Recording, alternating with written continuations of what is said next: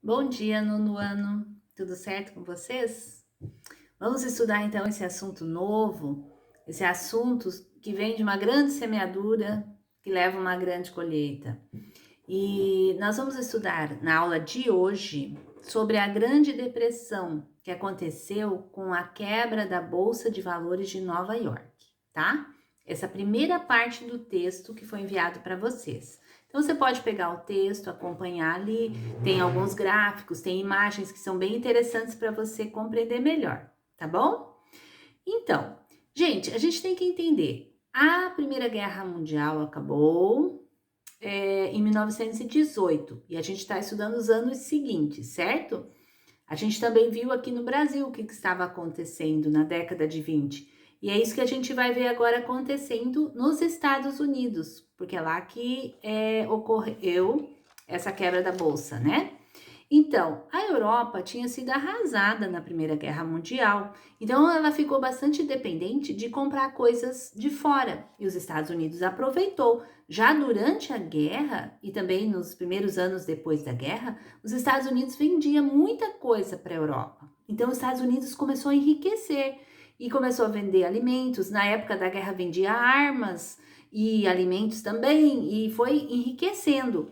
E os Estados Unidos, como ajudou a vencer a guerra, ele ganhou também importância, uma importância grande, um prestígio no mundo. E os Estados Unidos mais ricos começaram a ficar bastante otimistas nessa prosperidade, nessa coisa toda. Então, veja bem, na década de 1920, a produção industrial nos Estados Unidos aumentou 64%. Passaram a produzir 64% a mais de produtos industrializados do que antes. Ele se tornou, os Estados Unidos, na década de 1920, a maior economia do mundo. E ficou muito forte mesmo.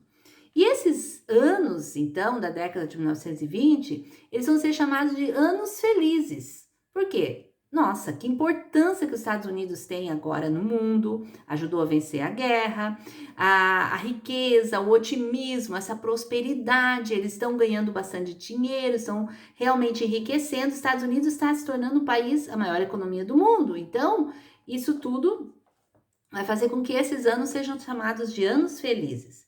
Eles estavam aproveitando esse dinheiro para fazer investimento em pesquisas científicas, também eles estavam aproveitando para fazer, descobrir novas fontes de energia, né? E a produzir em larga escala. Essa confiança toda chegava na casa das pessoas através de uma invenção que também foi dessa época, que foi o rádio. Os Estados Unidos inaugurou em 1920 a primeira estação de rádio, sabia disso? 1920. Então, as pessoas agora compravam rádios, colocavam dentro de casa e iam ouvir o que vinha na rádio. E no rádio vinha muita propaganda para comprar, comprar, comprar, comprar. E dizendo que comprando as pessoas iam estar ajudando ainda mais os Estados Unidos na prosperidade, nesse crescimento, nessa coisa maravilhosa que estava acontecendo nos Estados Unidos. Então é a época das novas que televisão?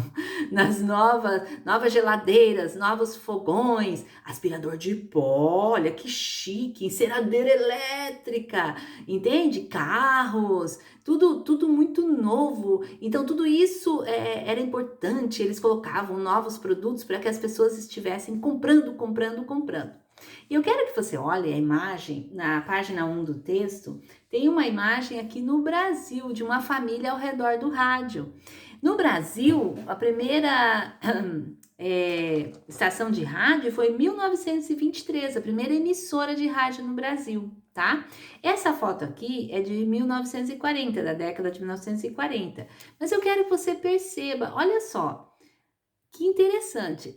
O rádio está num lugar bem importante da sala e a família toda está ao redor do rádio. Eles não estão apenas ouvindo, eles estão olhando. Entende? Naquela época era assim. Passava novelas no rádio, as pessoas ouviam, entende? Elas sentavam para ouvir, paravam ali. Então ali tá aquela casa, né? Tem samambaia, como Toda casa daquela época tinha samambaia, tá, pessoal? Então, samambaias e todo mundo ali ao redor. Não existe aqueles sofás especiais que nem hoje a gente tem. Cada vez o sofá vira mais uma cama, um lugar para ficar assistindo TV. Não, ali não. Os sofás são mais simples, mas as pessoas são cadeiras, né? As pessoas estão ali reunidas, sentadinhas, toda a família ouvindo rádio. E o que então tá no rádio? Todas as notícias e novelas, histórias, música e também propaganda para comprar, certo? Incentivo então do consumo, de consumir mais. Então, esse estilo de vida nos Estados Unidos, de consumir bastante, para que ajudando assim os Estados Unidos a crescer, ele ganhou um nome, American Way of Life, o estilo de vida americano, que na realidade é norte-americano, né? Foi também nessa época que as pessoas começaram a investir na bolsa de valores mais fortemente. Por quê? Se as empresas, imagina, 64% aumentou a produção industrial, as empresas estavam bombando. Então, as pessoas compravam ações das empresas e esperavam algumas semanas, um mês, 2 meses e vendiam. E essas ações, elas valorizavam muito, então elas ganhavam dinheiro. Investia lá uma ação que custava, sei lá, $20, daqui a pouco quando ele ia vender, ela já estava lá em $130. Vendia, ganhava um monte de dinheiro fácil. Então, deu uma febre de investimento na Bolsa de Valores. As pessoas começaram a comprar muitas ações nas bolsas de valores das empresas e depois revendiam, e aquilo virou uma febre nessa época da década de 1920. Acontece que, aos poucos, sabe aquela coisa? Já está tendo um monte de lucro, mas quer mais. A falta de autogoverno. Algumas empresas, estavam gostando dessa história de as pessoas comprando suas ações e cada vez mais, começaram a aumentar o valor das suas ações de uma forma artificial, que não era verdadeira. A empresa nem tinha crescido tanto, mas eles falavam que tinha, e daí vendiam as ações mais caras. Isso é uma mentira, é falta de caráter, mau caráter. E é o que vai acontecer?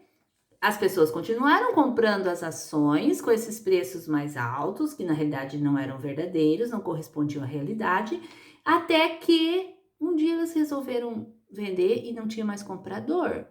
No dia 24 de outubro de 1929, o que aconteceu? Foi uma quinta-feira negra. Os preços na Bolsa de Valores despencaram e fizeram com que, em uma semana, a Bolsa de Valores de Nova York ela quebrasse.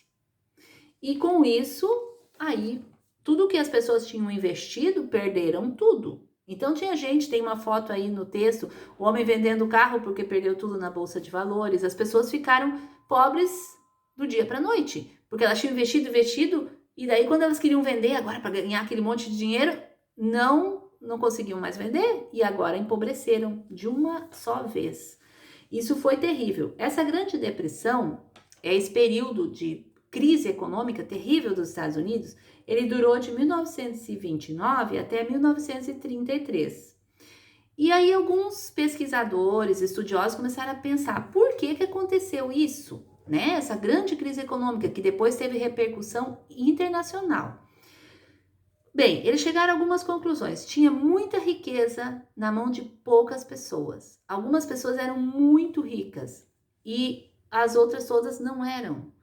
Então, riqueza concentrada na mão de poucos. Outra coisa, os lucros das empresas começaram a ficar muito grandes, mas esses lucros não foram repassados nos salários, fazendo com que o lucro ficasse só para o dono da empresa. Aí o dono da empresa, que já era rico, ficava mais rico, e aqueles assalariados, as pessoas que trabalhavam ali, continuavam pobres, certo? A maioria mais pobre. Outra coisa, desde 1925, a Europa já tinha se recomposto, depois da guerra começou a produzir suas coisas, não precisava mais ficar comprando dos Estados Unidos, começou a produzir coisas para vender também e se tornou uma concorrente dos Estados Unidos. Então, os Estados Unidos já não pôde vender tanto. Outra situação foi a crise na agricultura, mas olha que crise estranha, é uma crise de superprodução, porque eles tinham criado máquinas para ajudar na colheita, para ajudar a debulhar, e as máquinas, a mecanização da agricultura fez com que eles produzissem muitos produtos agrícolas. E quando tem muita oferta, o preço cai.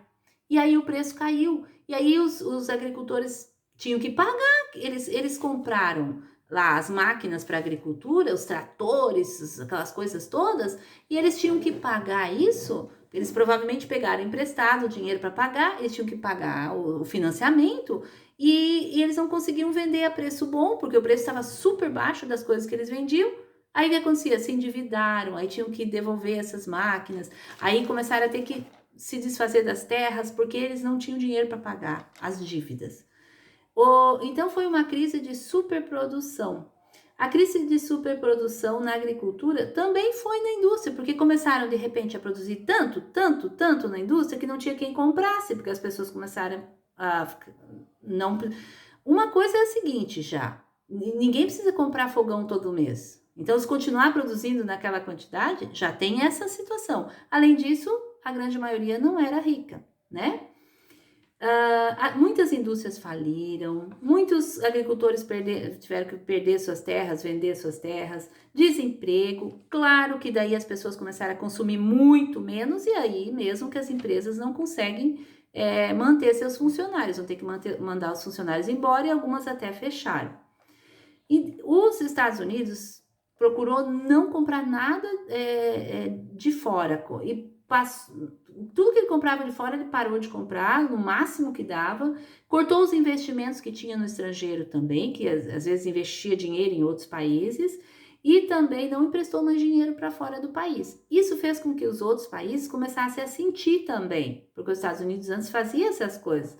E a crise ela acabou virando um efeito dominó que atingiu os outros países também, tá? Países da Europa e outros mais.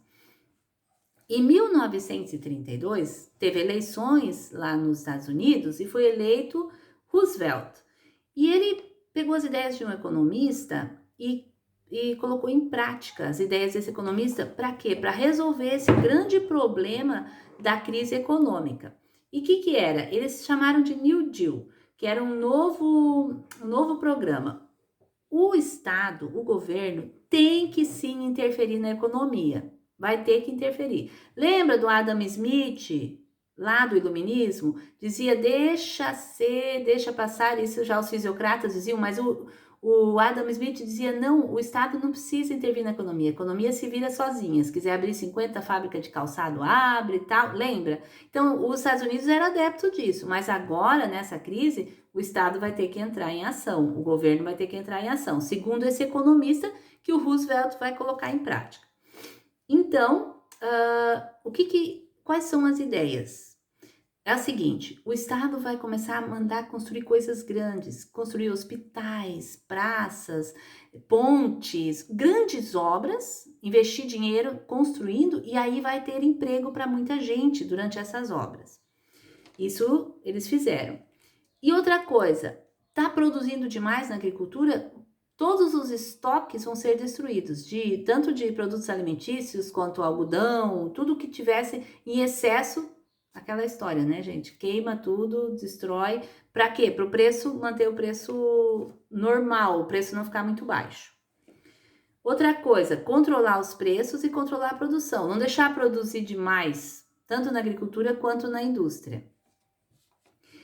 Diminuição da jornada de trabalho. Para poder dar emprego para mais gente, então vamos fazer menos tempo para cada um, entendeu? Instituiu também um salário mínimo, um seguro-desemprego e um seguro para maiores de 65 anos, pessoas mais idosas.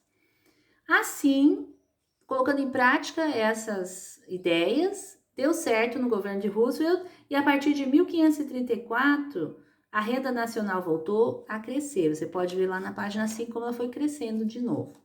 Certo? Só que toda essa crise, na Europa, ela vai gerar grandes problemas, porque vão surgir os salvadores da pátria, que a gente vai estudar nas próximas aulas. Tá bom? Por hoje é só. Boa semana para vocês.